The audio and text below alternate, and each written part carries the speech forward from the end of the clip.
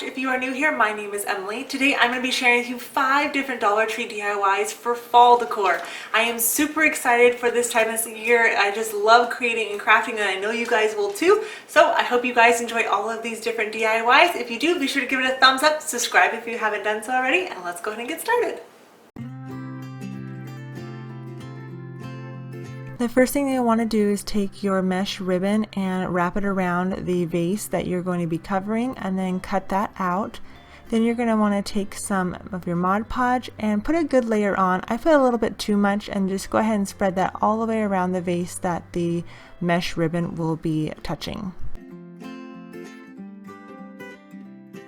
Go ahead and take your mesh ribbon and wrap that around, then take your paintbrush and just smooth out all the bubbles. If you don't use too much Mod Podge, it'll be very easy to do. I used a little bit too much though. Then take your ribbon if you wanted to add that. I did it to both top and the bottom of it, and you can use a hot glue gun for this or just use the Mod Podge itself. It works just fine. And I ended up adding that to the candle itself, but then also showing you how you could do it just the candle votive with no ribbon, and then the double ribbon on top and bottom.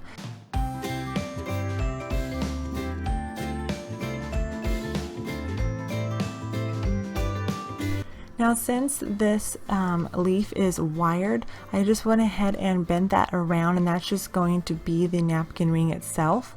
And then you're just going to glue on that little bit of ribbon. You can use whatever color you want, but I really like the leaf detailing and this fall ribbon that they have.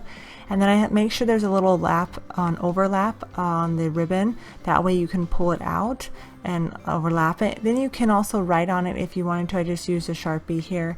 And then just go ahead and wrap that around your napkin. And then you have a really pretty fall napkin ring. It's nothing too fancy, but again, it can just add a little bit of elegance to your table setting.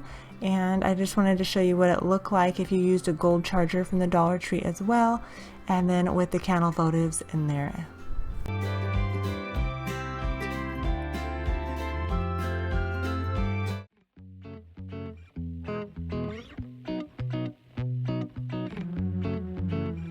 First thing you'll want to do is remove the ribbon, and then remove that straw piece, and you're going to save that for later, that way it lays flat. Then go ahead and cover the entire back of the pumpkin with white paint, and I actually did this kind of more in a stroke feel, so it had that look of an actual pumpkin. And then go ahead and lay your mesh over the pumpkin, and again cut that out, and you're going to do that on both sides. And then you're going to repeat that process. You're going to need one more piece. You could leave the top blank, but I thought it looked pretty with having it cover the entire piece of the pumpkin.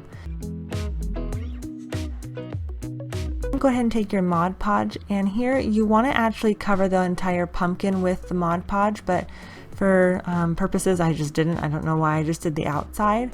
But go ahead and just layer that on, and then take your mesh and again just press that on and put the top piece and kind of line that up the best you can, and then take your paintbrush and smooth out all the bubbles.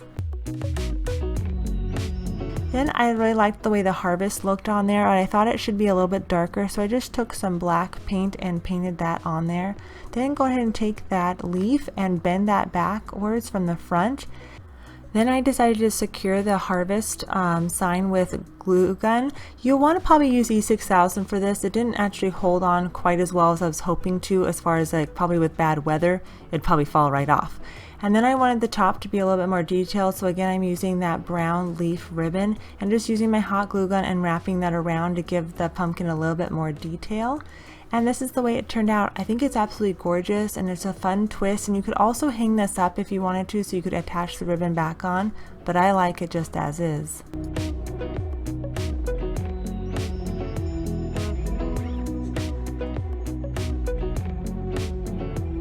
So I used a combination of one flower and then 2 different leaves and then a little piece of greenery. This is the burlap ribbon that they have. Once you fold that over to the size that you want, just add a little bit of hot glue in there at various spots, and then stick that little piece of the leaf stem into it, and it just adds a little bit, makes it a little bit more secure. And then as you can see, I'm just layering the pieces on, and that little bit of greenery adds a nice touch to the napkin ring. And then placing that flower on top. You could use this for just decorative pieces on frames, but like this one, I just left the stems long, wire them together, and just add a little bit of hot glue so I could use it in various spots.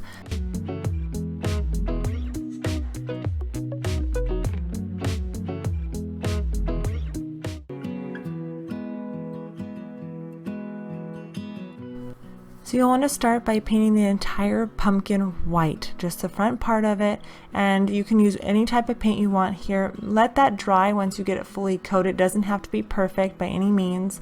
Then go ahead and go in with your black paint and try to get as straight a line as possible. You can tape this off if you want to, but I like to freehand things. Makes it a little bit quicker and just makes it a little bit more fun. And once you get that all painted in with the stripes going both directions, you're going to want to let that fully dry before we move on.